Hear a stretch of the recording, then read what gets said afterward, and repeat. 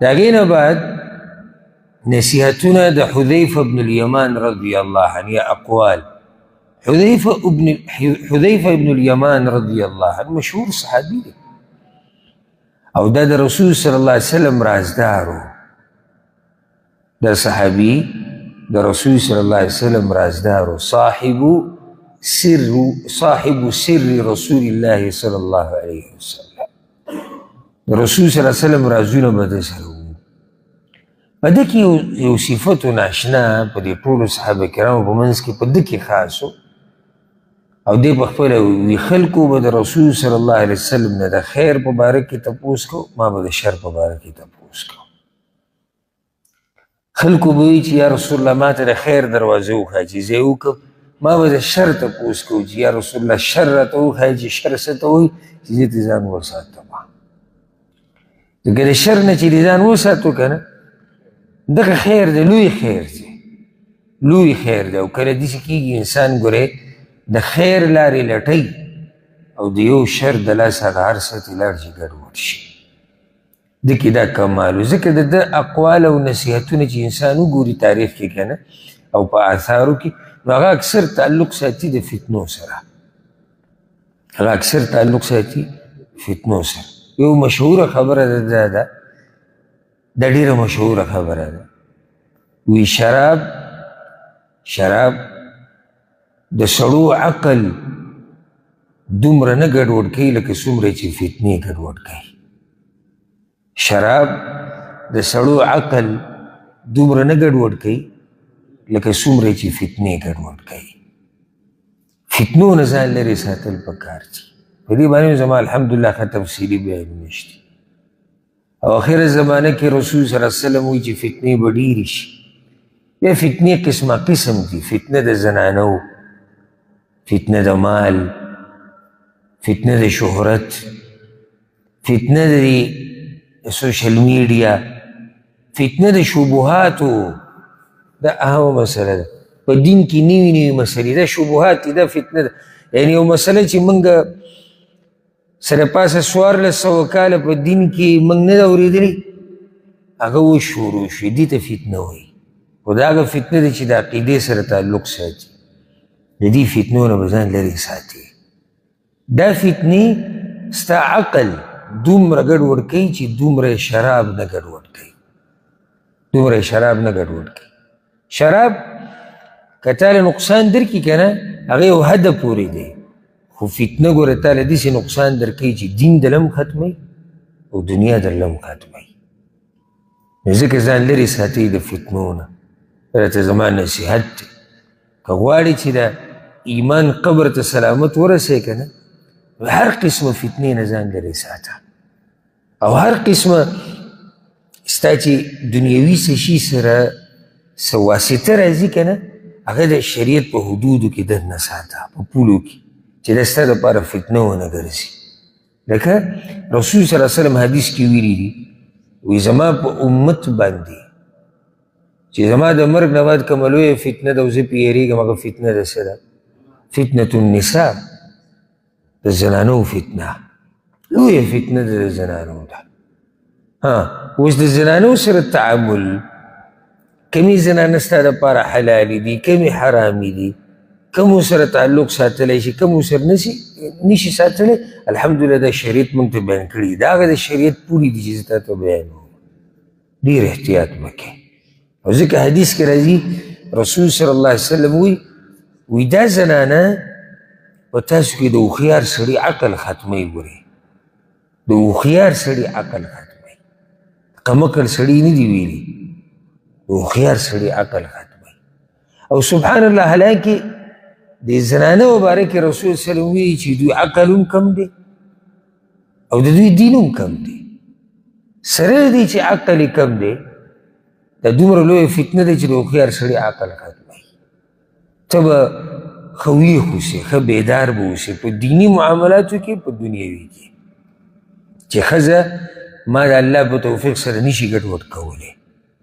ځکه چې زه الحمدلله مسلمان یم، سړی یم، الله مله عقل لا کړی سوچ او فکر به کړي. یعنې چې د یوې زنانه د لاسه ستا دین او دنیا هر څه تباه او برباد شي. او موږ لیدلي دي او تاسو به هم داسې قیسې اورېدلي به ډېر په احتیاط ژوند تېروئ. خصوصا دا دور چې کم دی وجه دا دی چې پخوا د یو زنانه سره تعلقات جوړول پردۍ زنانه سره دا ډېر ګران کار و، ډېر ګران کار و. او که د مشرانو نه ته تپوس وکړي نو هغوی به تا ته قیسې وکړي چې دا څومره لوی دا د مرګ سره لوبې وي. که زه داسې ویمه کېدای شي دا تعبیر زما صحیح دا د مرګ سره لوبې وي، د پردۍ زنانه سره تعلقات جوړول. په څه طریقه به دوی میلاویږي، په څه به نه میلاویږي، څنګه به یو بل ته پیغام رسي. اوس هغه هر څه یوې بټنې ته راغلي دي.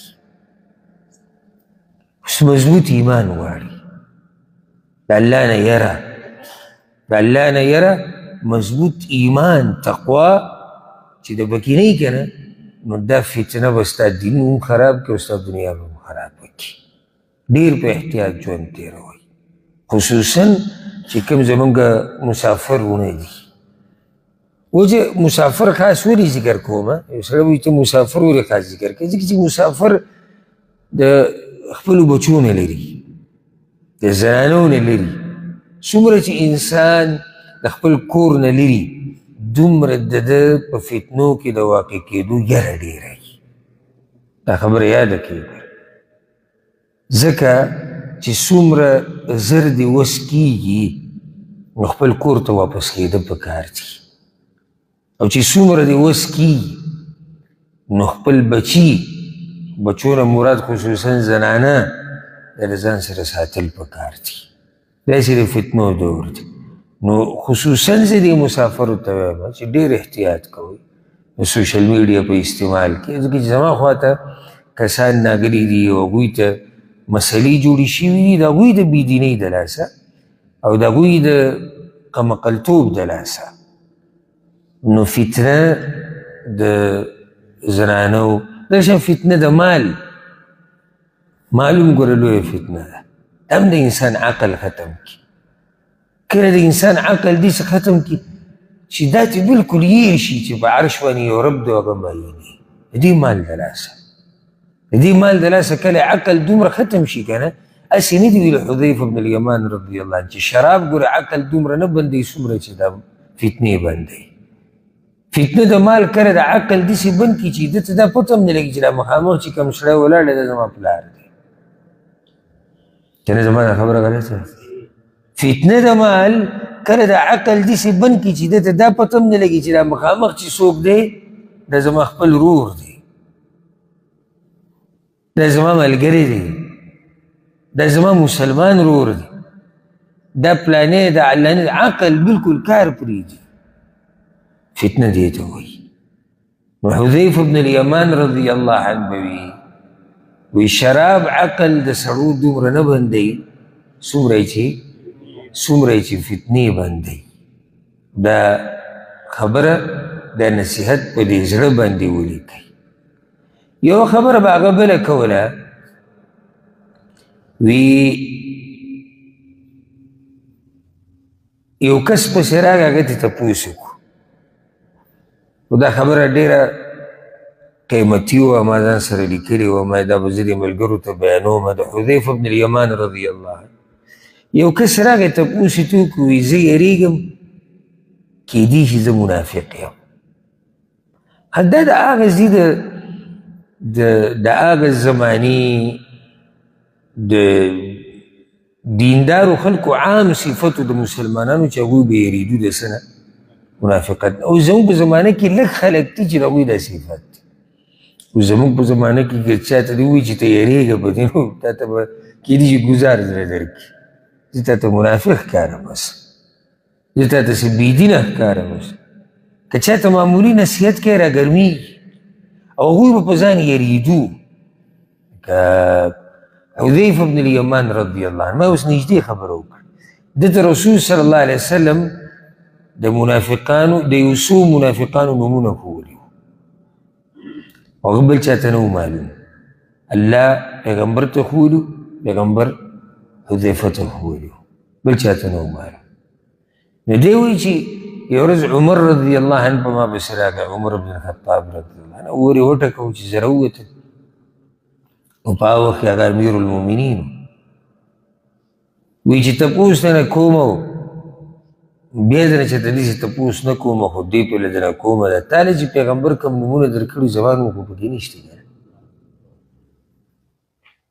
هغه انسان چې هغه ته عمر فاروق ویلی کېږي رضی الله عنه د ایمان غر د تقوا غر هر څه هغه قربان کړي په اسلام باندې هغه یېرېږي د منافقت نه حنظله رضی الله عنه د دغه سره میلاو شو د ابوبکر صدیق رضی الله عنه سره هغه ورته حنظله څنګه یې یاره یو منافق شوی یم هغه ورته څنګه منافق وی ګوره موږ د پیغمبر سره ناست یو او د آخرت او د دین او د ایمان خبرې کېږي زموږ ایمانونه څنګه بیا چې کور ته راشو دې بچو سره او خپلوانو سره داسې مصروف شو ده ته دا منافقت ښکاري الله دې په رحم وکړي زموږ دې زمانې ته راغلی وی چې ده لیدلی وی چې موږ څنګه مصروفه یو یعنې هغه دا معمولي د بچو سره د ده دا مصروفه کېده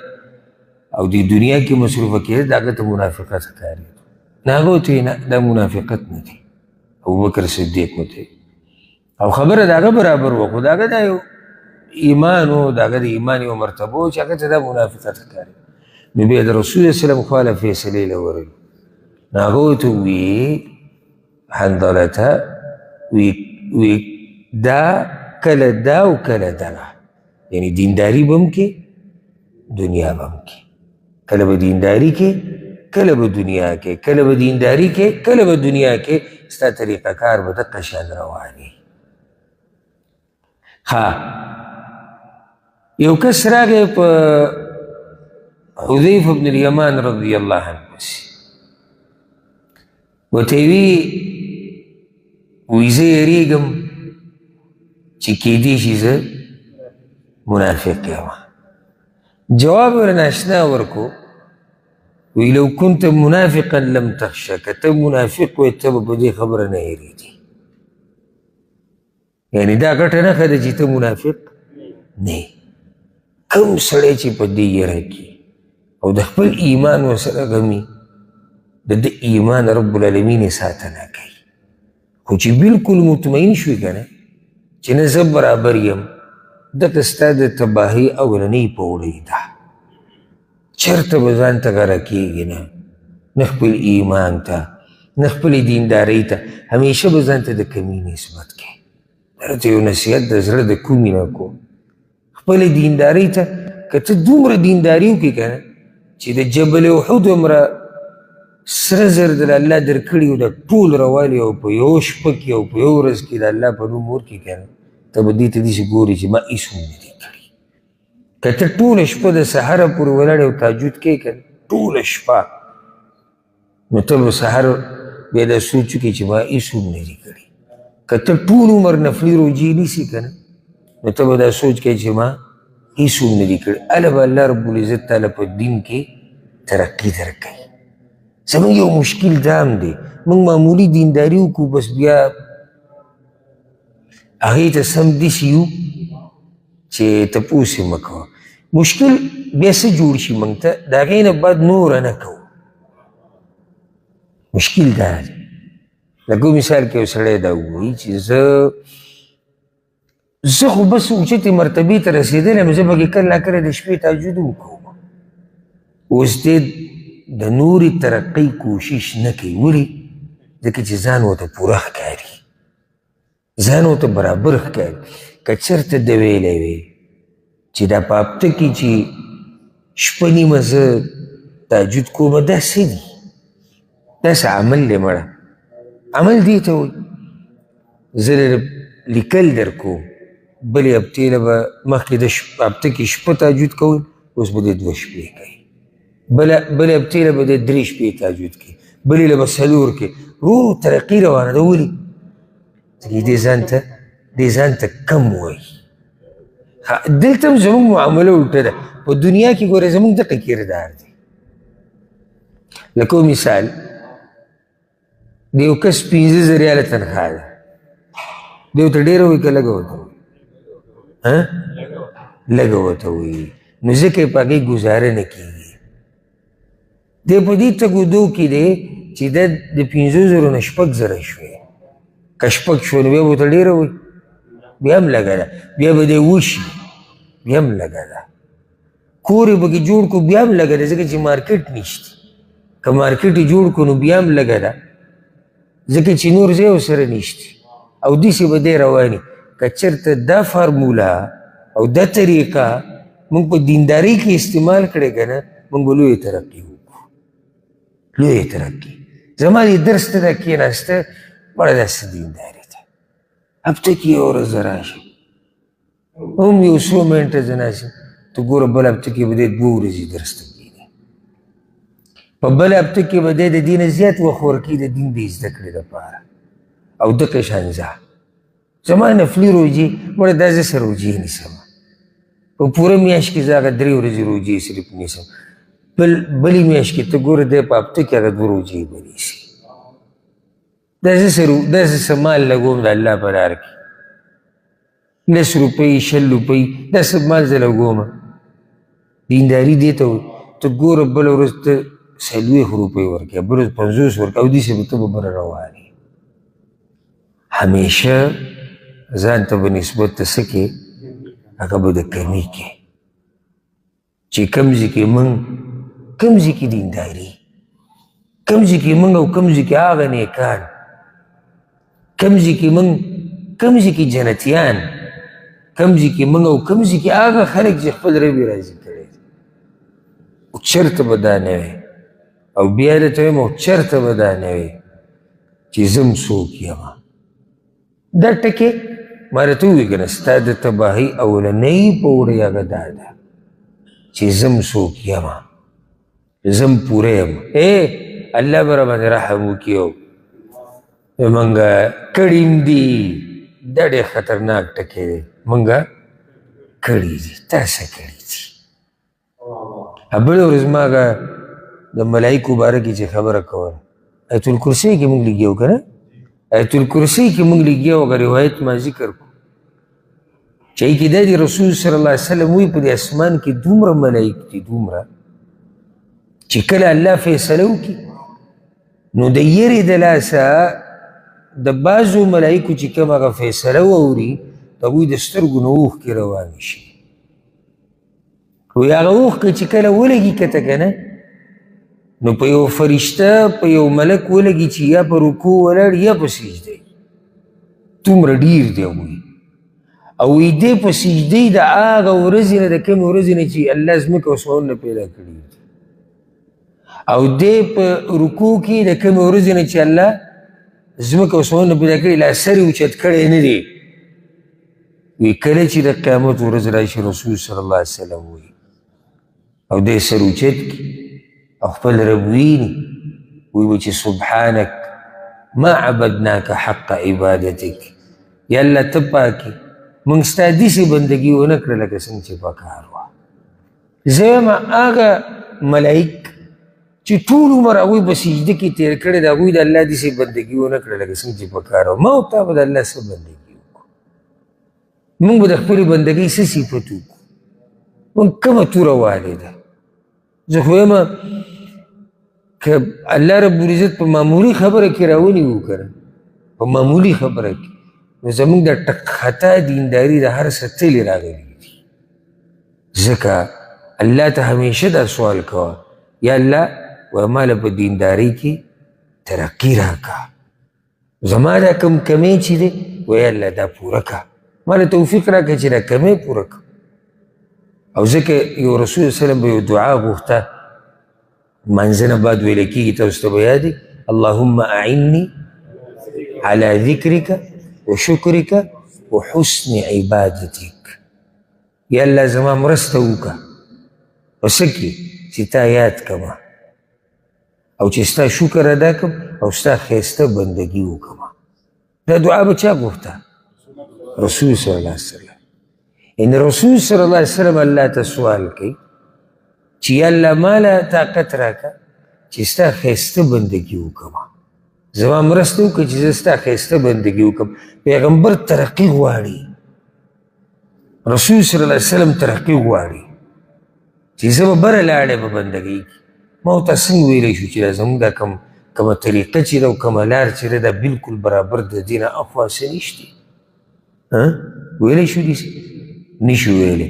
نو دا چې کوم سړی په ځان یریږي چې کیدی شي منافق یما، حذیفه بن الیمان رضی الله عنه دی منافق نه دی. ولې؟ که دی منافق وی نو دی به نه یریدی په دې خبره، دی به مطمئن وی. اوس دا ګورې موږ ته یو تله کېښودی شوه ښه، موږ ټول یو بل معلومولی شو چې موږ منافقان یو که نه یو. ځکه چې حذیفه بن الیمان رضی الله عنه د خبرې مطلب باندې تاسو ورسېدی چې څوک یریږي په دې خبره چې کیدی شي زه منافق یم نه دی، او چې څوک مطمئن دی بیا مخکې تاسو خبره پوره کولی شي. د هغه موږ ته یو تله کېښوده. الله رب العزت دې موږ د منافقت نه وساتي. الله رب العزت دې موږ د شرک نه، د کفر نه، د منافقت نه، د هر قسم نافرمانی نه، فحاشۍ نه دې الله موږ لرې وساتي.